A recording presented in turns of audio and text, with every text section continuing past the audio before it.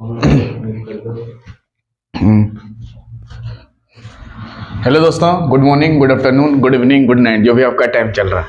ठीक है, आज हम लोग देते हैं कि प्रिंसिपल सॉल्यूशंस के क्वेश्चंस को कैसे बनाएंगे। प्रिंसिपल सॉल्यूशन और जनरल सॉल्यूशन, क्लास 11 मैथमेटिक्स। ठीक है, उसके क्वेश्चंस को कैसे बनाएंगे। ठीक है, तो लिख देते हैं टॉपिक। क्या लिख देते हैं? लिख देते हैं ये टॉपिक। ठीक ना, क्या लिख देते हैं? टॉपिक। ठीक, हाँ ठीक। क्या लिखेंगे? क्लास 11, हाँ मैथमेटिक्स ना, मैथमेटिक्स। हाँ, प्रिंसिपल सॉल्यूशन कैसे निकालें? प्रिंसिपल सॉल्यूशन कैसे निकालें? कैसे निकालें? ऐसे इसी पे जिस पर जोर दिया जाएगा कि प्रिंसिपल सॉल्यूशन का उसका जनरल सॉल्यूशन निकालेंगे। क्या जैसे एक एग्जाम्पल लेते हैं, उसका प्रिंसिपल सॉल्यूशन निकालते हैं। क्या चीज? कोई एग्जाम्पल बोलोगे? 10x बराबर √3। अच्छा लो देख लो, 10x बराबर √3। इसका प्रिंसिपल सॉल्यूशन हमें निकालना है। क्या निकालना है? Principal solution. तो लेफ्ट साइड में अगर 10 है तो इधर भी 10 वाला वैल्यू खोजेंगे। क्या कि 10 में सोचेंगे कि √3 किसका वैल्यू होता है? सबसे पहला चीज 60 डिग्री का। वही आपको याद करके रखना होगा कि किसका वैल्यू क्या होता है। ठीक है, इधर देख लो, जैसे 10 60 डिग्री है, इसका क्या होता है? √3। इसी को 10 कितना बोलते हैं रेडियन में? π/3 ना। मतलब √3 की जगह 10 π/3 लिख सकते हैं हम लोग। ठीक है ना, 10 60 का √3 होता है, 10 30 का 1/√3 होता है। आपको याद करके रखना होगा। ठीक है, क्या चीज का देख लो, 10 60 का कितना होता है? √3 होता है। लेकिन 10 60 का क्या होता है? √3। और 10 30 का होता तो 1/√3 होता है। 10 30 होता तो यहाँ पे 1/√3 होता। ठीक ना, बोलो क्लियर? कोई दिक्कत? तो 10x बराबर √3, इसका हमें प्रिंसिपल सॉल्यूशन निकालना है। और प्रिंसिपल सॉल्यूशन जो भी होता है 0 और 2π के बीच में रहता है। 0 और, हाँ, प्रिंसिपल सॉल्यूशन जो भी निकलेगा 0 से बड़ा और 2π से छोटा रहता है।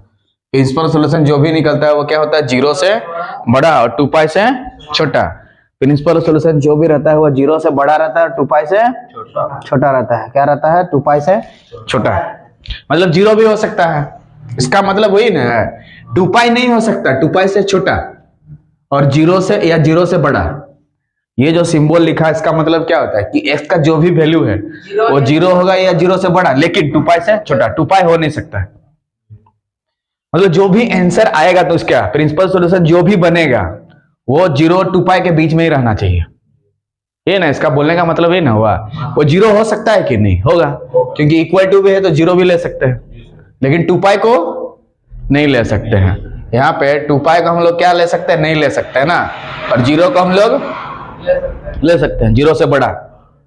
मतलब जो भी सॉल्यूशन निकलेगा प्रिंसिपल सॉल्यूशन वो उसके बीच में आना चाहिए। मतलब जो भी हमारा आंसर आएगा वो 0 और 2π के बीच में लाई करना चाहिए, उससे ज्यादा नहीं। 3π भी नहीं हो सकता है, 4π भी नहीं, 6π भी नहीं, 8π भी नहीं।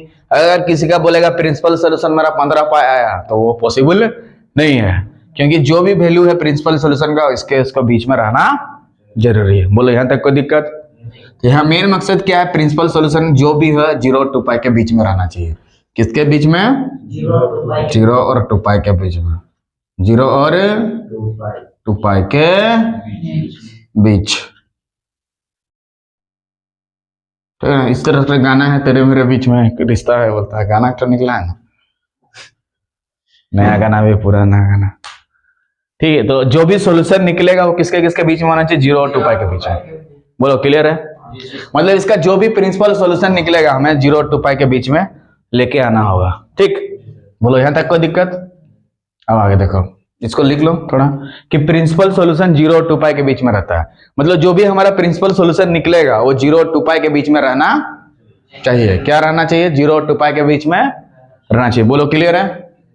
हाँ, कि प्रिंसिपल सॉल्यूशन हमारा क्या होगा? 0 और 2π के बीच में रहना चाहिए। PS का मतलब होता है क्या? Principal solution. तो लिख देते हैं पूरा नाम तो उसका। P से हो गया प्रिंसिपल, जो कॉलेज का प्रिंसिपल है उसी टाइप का स्पेलिंग होगा उसका। कॉलेज का जो प्रिंसिपल है इसी टाइप का लिखा रहता है, principal solution, SOLU। PI solution ना, PLE लिखना यहाँ पे नहीं है, PAL लिखना जरूरी, कॉलेज का प्रिंसिपल।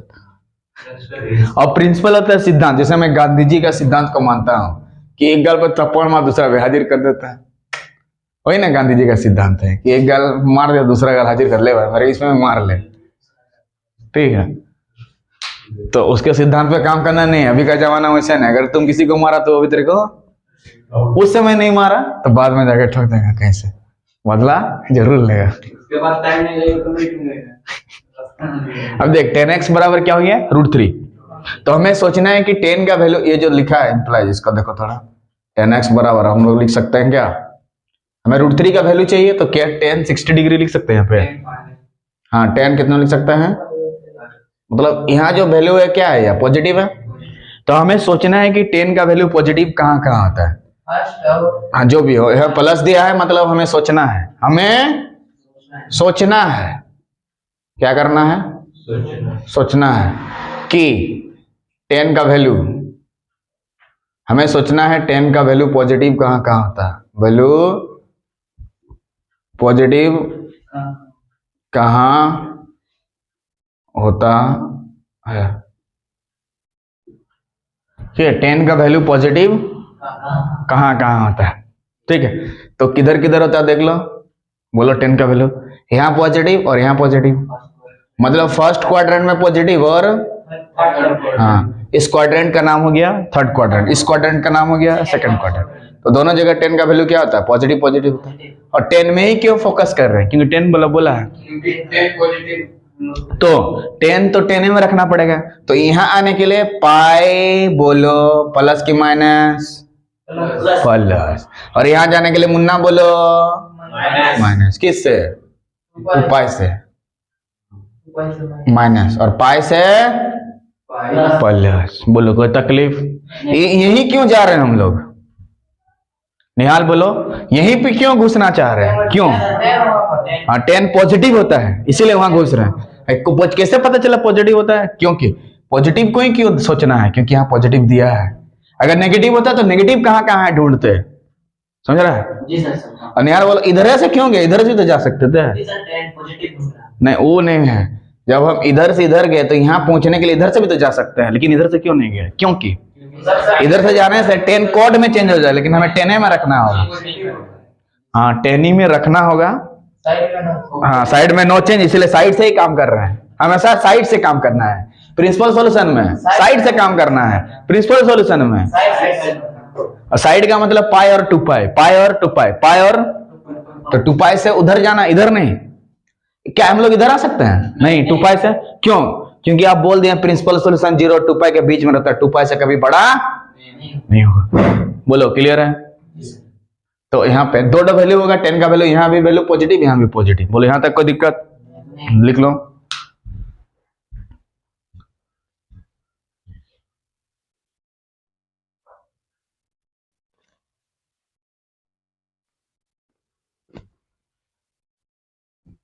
बोलो कोई दिक्कत यहाँ तक, हाँ।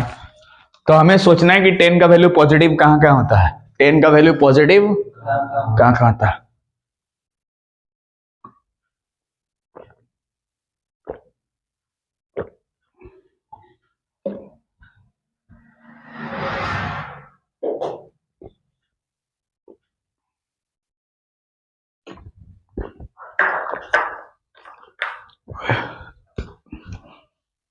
बोलो कोई तकलीफ, कहीं पे भी कोई प्रॉब्लम नहीं ना, समझ में गया। तो अगर यहाँ पॉजिटिव है तो हमें सोचना है कि 10 का वैल्यू पॉजिटिव कहाँ कहाँ होता है, अगर नेगेटिव होता है तो सोचते क्या कि 10 का वैल्यू नेगेटिव कहाँ कहाँ होता है, वहां घुसेंगे, हाँ इधर तो घुस नहीं सकते, यहाँ आना है तो इधर से जाना होगा, इधर से जा नहीं सकते, खतरा है, क्योंकि 10 कोड में चेंज हो जाएगा, उड़ा देगा तुमको, इधर से जाने से क्या होगा, उड़ा देगा, इसलिए भाई इधर से पतली गली से साइड से ही निकल जाए, तो बचना है तो साइड से निकलो, बचना है तो साइड से निकलो, और साइड में नो चेंज, नो चेंज, इसीलिए उधर से निकल रहे हैं, क्योंकि बॉडीगार्ड वहां नहीं है, इधर बॉडीगार्ड है, घुसना पॉसिबल नहीं है, हाँ एकदम चेंज कर देगा, फिर थोड़ा चेंज कर देगा मार के इधर उधर से गया तो, इसीलिए साइड से जा रहा है, क्योंकि हमें 10 को रखना है ना, 10 है तो 10 को रखोगे, साइन साइन है तो साइन को ढूंढोगे, कॉस कॉस है तो कॉस को ढूंढेगा, हाथी का बच्चा से हाथी का बच्चा पैदा होगा, इंसान का बच्चा नहीं होगा। चलो यहां से एक सोल्यूशन मिलेगा। तो 10x बराबर 10 पाई बाई 3, तो x का एक वैल्यू क्या मिला, पाई बाई 3। तो ये एक प्रिंसिपल सोल्यूशन मिला, ये एक प्रिंसिपल सोल्यूशन मिला, आंसर एक होगा प्रिंसिपल सोल्यूशन। तो यहाँ वाला मिला, और भी ज्यादा निकलेगा नहीं, एक ठो निकलना तो नहीं है नहीं, एक ठो में नहीं, दो ठो निकालना जरूरी है। कहाँ कहाँ घुस रहे हो देखना जरूरी है ना, इधर भी तो आंसर लिख, यह भी आंसर लिख सकता है, 3 ठो भी निकल सकता है। जैसे यहाँ इस केस में 3 ठो भी प्रिंसिपल सोल्यूशन हो सकता है। हाँ देख लो उसके बाद ये वाला एगो हुआ। अब यहाँ से देखो 2 पाई से घटाने से भी एगो निकलेगा, और पाई में कुछ जोड़ने से भी निकलेगा, आएगा ना। हाँ वेरी गुड। ये देखो उसके बाद सिंस 10x बराबर कितना दिया है, √3, 10x बराबर 10 कितना लिखेंगे यहाँ, पाई बाई 3 लिख सकते हैं, ठीक। 10x बराबर यहाँ 10, इसको क्या लिख सकते हैं, पाई प्लस यहाँ पाई बाई 3 है तो पाई बाई 3 लिखेंगे, स्क्वाड्रेट में लेके गया। तो 10x बराबर यहाँ कितना होगा, 4 पाई बाई 3, तो x का वैल्यू कितना आ गया। तो यह भी एक प्रिंसिपल सॉल्यूशन हो गया। मतलब प्रिंसिपल सॉल्यूशन जो भी निकलता है 0 और 2 पाई के बीच में रहता है। तो ये 0 2 पाई के बीच में है कि नहीं, देखो कितना डिग्री हो रहा है, 3 छोटे 240 हो रहा है, ध्यान से 240 हो रहा है, और 2 पाई का मतलब 360, 360 से कम होना चाहिए, है कि नहीं। यहाँ ये कितना 3 छोड़ रहा है 6 4 240 हो रहा है, और 2 पाई का मतलब 360, 360 से कम है कि नहीं, इसका मतलब ये सही है। दूसरा वाला करेंगे किससे, 2 पाई से घटा देंगे, किसको, पाई बाई 3, हाँ। तो 5 पाई बाई 3 का मतलब कितना होगा, 300 डिग्री, तो वो भी सही है, वो भी तो प्रिंसिपल सॉल्यूशन हो सकता है। तो ये दोनों प्रिंसिपल सॉल्यूशन लिखने से भी सही है, और यहाँ पे भी घटा के लिख सकता है, वो भी सही है। मतलब जो भी प्रिंसिपल सॉल्यूशन लिखेंगे हम लोग 0 और 2 पाई के बीच में आना चाहिए, क्या 0 और 2 पाई के बीच में आना चाहिए, 0 और 2 पाई के बीच में आना चाहिए, 0 और 2 पाई के बीच में आना चाहिए, 0 और 2 पाई के बीच में आना चाहिए, 0 और 2 पाई के बीच में आना चाहिए, 0 और 2 पाई के बीच में।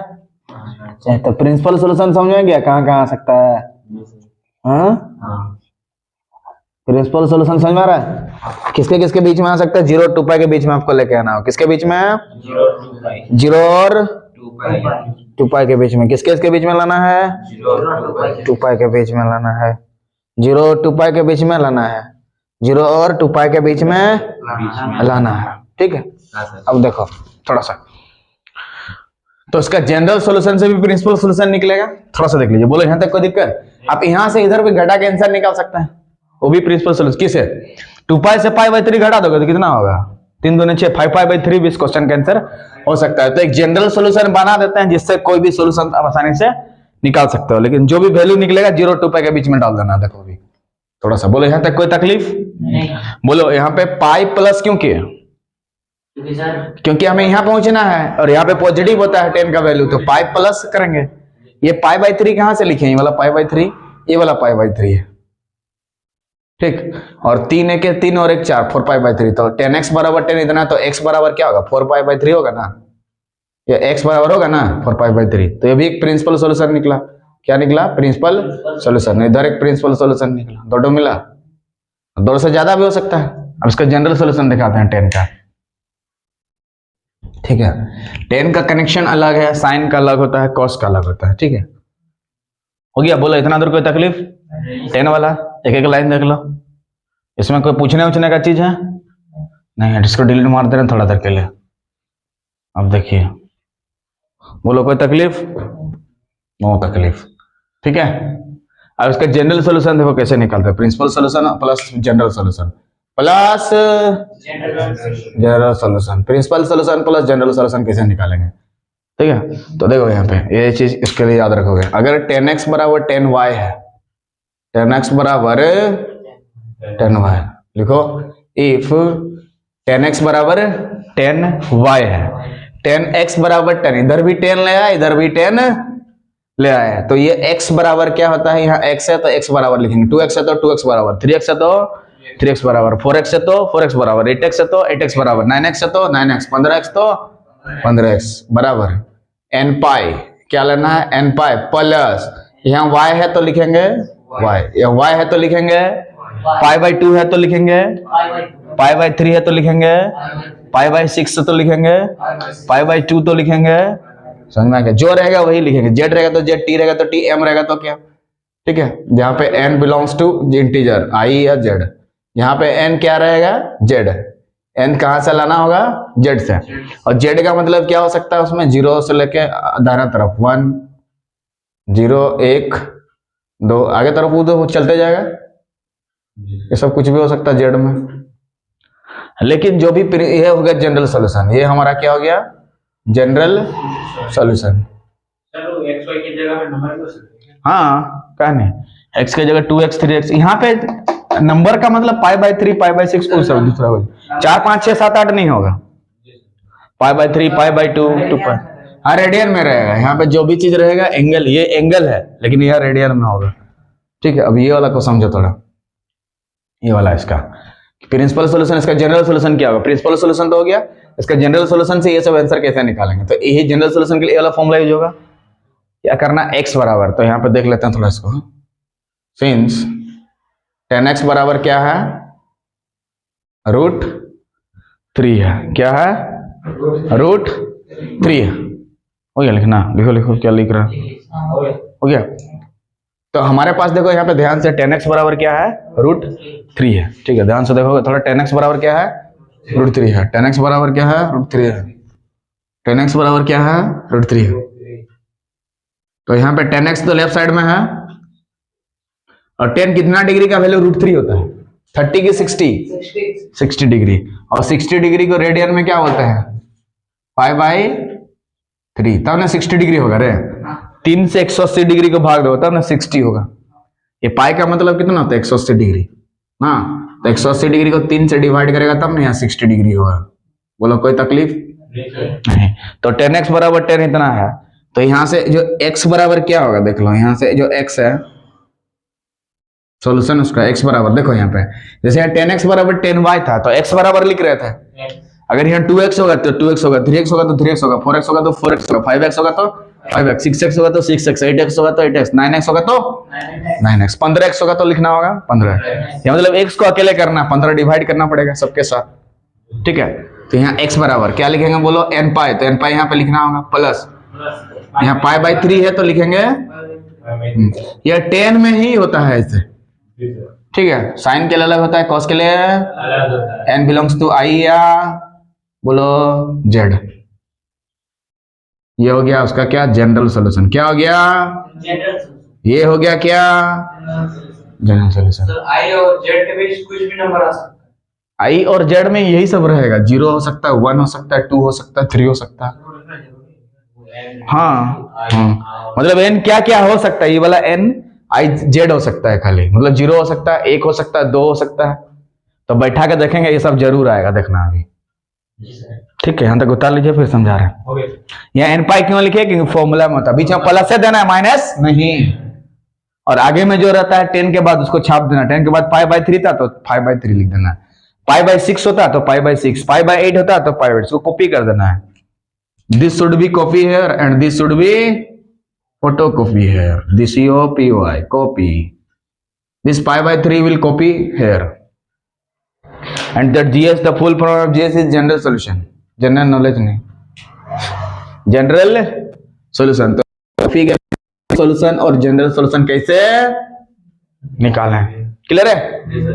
तो इसी से सब कुछ ये सब तुम्हारा आ जाएगा, देखते हैं कैसे करके आता है। अब प्रिंसिपल सॉल्यूशन क्या होता है, जिसमें 0 से 2 पाई के बीच में लाना होगा, 0 से बड़ा 2 पाई से छोटा। चल बैठाते हैं।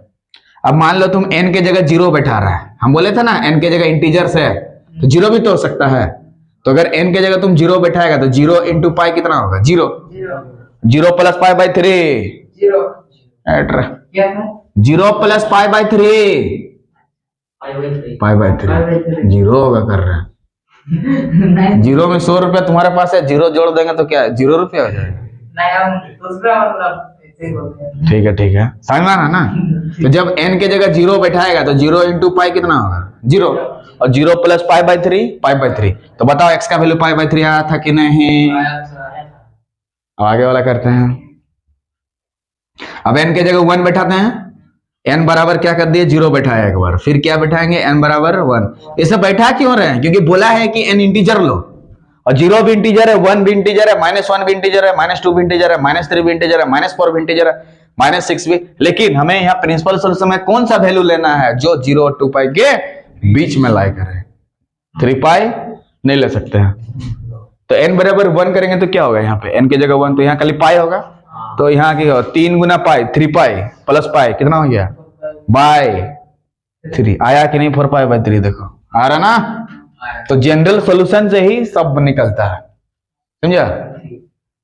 हाँ, अब n बराबर 2 लेंगे, देखते हैं क्या आता है। जैसे ही बच्चा n बराबर 2 लेगा तो इधर देखो 2 पाई है, 3 दूने कितना हो गया? 6 pi plus pi 7 pi by 3। तो क्या वैल्यू हम लोग ये लिख सकते हैं? इसका वैल्यू निकाल के देखते हैं, ठीक है? कितना होगा? 7 इंटू पाई के जगह बोलो 180 डिग्री डिवाइडेड बाई 3, 3 छक्के 18, 7 6 420। लेकिन हमें 360 से कम चाहिए, तो ज्यादा हो गया। ये तो ले प्रिंसिपल सॉल्यूशन में ले नहीं सकते, तो माइनस में लेके देखते हैं।